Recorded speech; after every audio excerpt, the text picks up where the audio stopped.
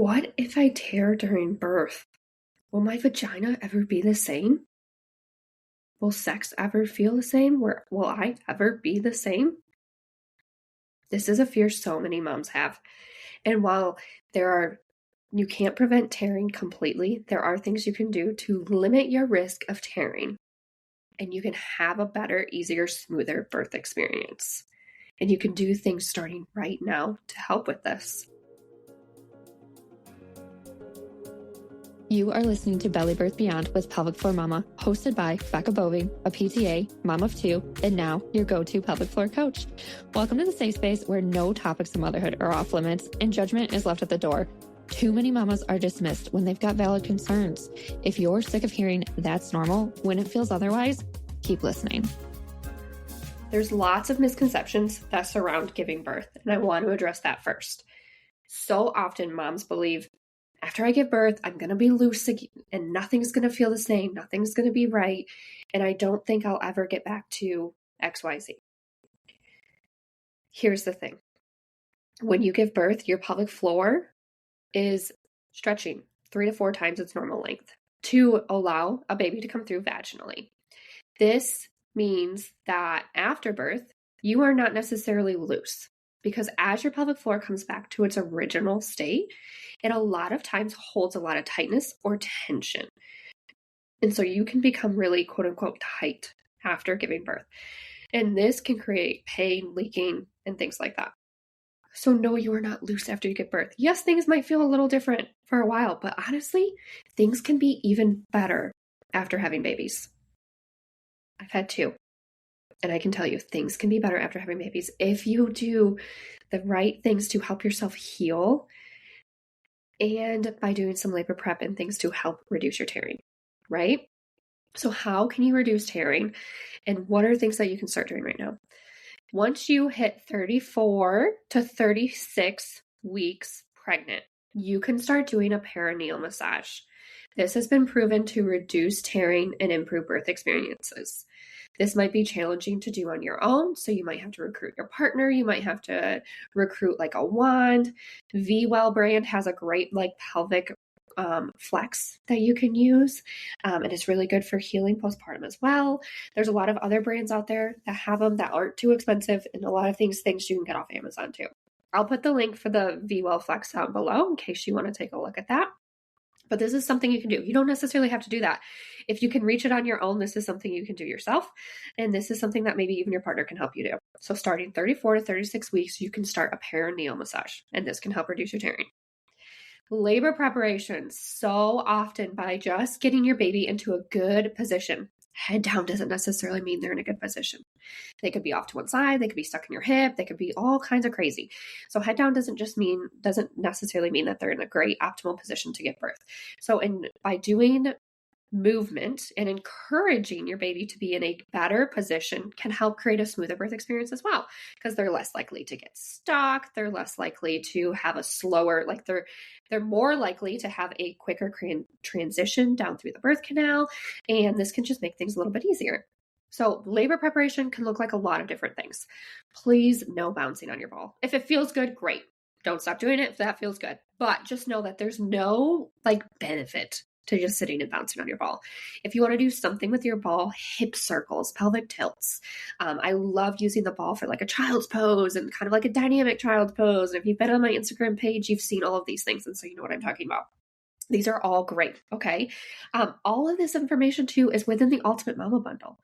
Pelvic Power Labor Done Right is my labor prep program, which takes you through labor preparation and birth support. So that way you can feel comfortable and confident going into your birth.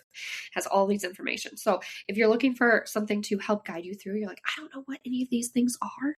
There's a link down at the bottom for the Ultimate Mama Bundle that you can join. And there's labor coaching kicking off. I'll talk more about that later. But labor preparation can be great, right? So the goal of labor preparation is reducing the tightness in your hips and your glutes and your pelvic floor, allowing your baby to be able to sit in that optimal position, because a lot of times the tightness in your body can prevent them from being in a good position, and it can encourage them to go into a different position. I hope that makes sense to you. So by doing these relaxation type of things and these movements to encourage them into a good position is great. But that means we also need to focus on your body and how to allow this relaxation and allow a lot of labor preparation helps with pain and discomfort too. So if you're having a lot of significant pain and discomfort, this is an imbalance. You probably have a lot of tightness in certain areas. You probably have muscles that aren't working when they should be. And so by addressing these types of issues, you can have a pregnancy with less pain, and you can have a birth experience that feels so much better. So this is a great thing to be able to do, to be able to get through your pregnancy without pain and to be able to have a smoother birth experience, and that it doesn't have a lot of fear and where you can really reduce your risk of tearing. So labor prep is a big piece. Perineal massage, labor prep. Labor prep, it's never too soon to start. You can start doing it as soon as you find out you're pregnant. You can start doing things in your second trimester.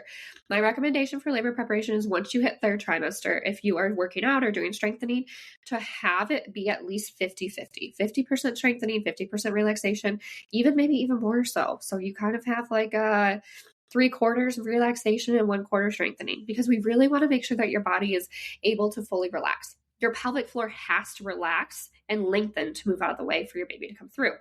And so if you have a lot of tightness and tension in your pelvic floor or your glutes or your hips and things like that, it can make it really challenging for your baby to come through. So just addressing those imbalances and just working on that relaxation is really important and helpful. The next thing is, when it comes time to actual labor and birth, what can you do to reduce your tearing? What you can do. It's really important to move throughout your labor.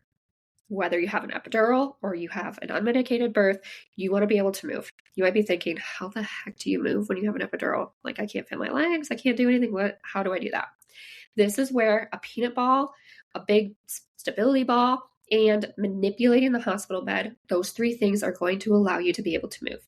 So you can have your partner, your doula, or your labor nurse help you into different positions, and you should be moving different positions like at least 30 minutes, every 30 minutes. This is really helpful to make sure that baby is still making its way down the canal and or lower into the pelvis. A lot of time, we're going to talk about this too, but a lot of times baby's not quite in the pelvis yet, not engaged. And that's what we want to be able to happen. That's important to keep things going. If we're just sitting in the same spot and we're not moving, it makes it really hard to be able to get baby through, even if you just utilize gravity. If you just manipulate the bed into a really good position where you kind of sit in like a deep squat type of thing, but you're like, I can't feel my legs. How am I sitting in a squat? You sit your butt down on the bed, your feet are lower than your butt, and the back of the bed is up, so that when you're in seated position, you can even ask for the squat bar for something to just kind of hold on to or be able to help you move or shift. You can use a peanut ball to put between your legs. You can use a stability ball to be on your hands. And like, there's so many different ways. Again, all things and videos that I walk you through within Pelvic Power Labor Done Right, which is included in the Ultimate Momma Bundle. All things that you learn and you go through, and there's even like a guide that you can print out and take with you to the hospital so you don't have to try to remember all of these crazy things. It's about finding a position that feels good for you too. And if something doesn't feel right, move until you find a different one. That's going to help you throughout your labor and your birth. The next thing is learning how to push. So this is something that you need to know going into labor and birth. So often you're told to like hold your breath and bear down and count to 10, but you're not getting oxygen. Your baby's not getting oxygen. You are exhausted and you're putting so much strain on your pelvic floor. So holding your breath and bearing down is not allowing your pelvic floor to be able to relax and move out of the way. And it's just exhausting you. So you are going to have to push harder and longer, and it's just not going to be the best situation for you. So instead of holding your breath and bearing down, we really want to teach you how to just breathe and how to push correctly, how to allow your body to do what it's supposed to do, which I know so many people are like, well, but like, you can give birth to this baby. You've got this, mama. You can do it. You just need a little guidance on what the heck that's like, because if we've never been through birth or we've never known how to help guide our body through birth, then it's really challenging. And if we're told all these other things that really don't help us, like holding our breath and bearing down, it can be really challenging to just know, like, what am I supposed to do? If that's not what I'm supposed to do, what do I do? And if you have an epidural, it can be challenging to feel when it's time to push and things like that.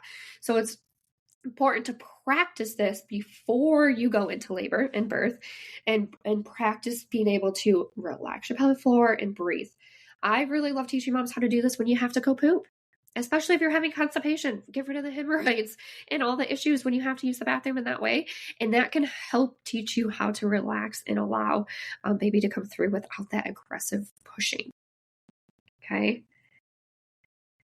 Other things you can do are like tactile cueing. So what I mean is like you can roll up a towel roll and like straddle it so it's touching your perineum, and you can practice relaxing your pelvic floor and things like that. So you can get that feedback of, am I doing it right? Is my pelvic floor relaxed? How do I know? Again, all things I teach you in Pelvic Power Labor Done Right, which is in the Ultimate Mama Bundle. Next is, when do you push? So often moms are told, oh, you're 10 centimeters, let's go, it's time to push. But it's, as I mentioned before, if your baby is not engaged, if your baby is not engaged in your pelvis and you start pushing, oh, mama, you're going to be pushing for hours. And that's why so many moms are pushing for hours and hours.